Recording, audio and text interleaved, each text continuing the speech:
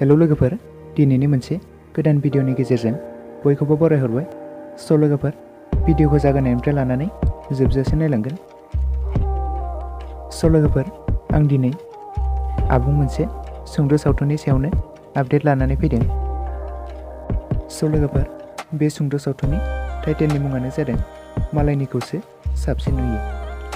बे भिडिअआव गुबैयै फावखौ खालामदों अनिल कुमार नार्जारी, रिंसार ब्रह्म, मनीषा मोसाहारी, रंजाली नार्जारी आरो बे भिडिअनि स्ट'री आरो स्क्रिप्टखौ लिरदों बिथां सुबर्ण बसुमतारी आरो प्रडिउसारआ रिंसार ब्रह्म आरो मिउजिकखौ खालामदों राजु गयारी।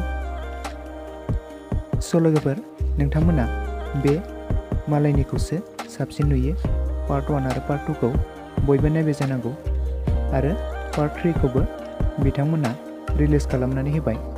नोंथांमोना सोरबाफोर नायाखैब्ला रिंसार ब्रह्म चेनेलाव थांनानै नायहैनो हागोन। लोगोफोर, बिथांनि फाव खालामनायफोराथ' जोबोद पारफेक्ट जाखायो। आंबो जोबोद मोजां मोनो नायनो। लोगोफोर, दिनैनि भिडिअ बेखिनियावनो।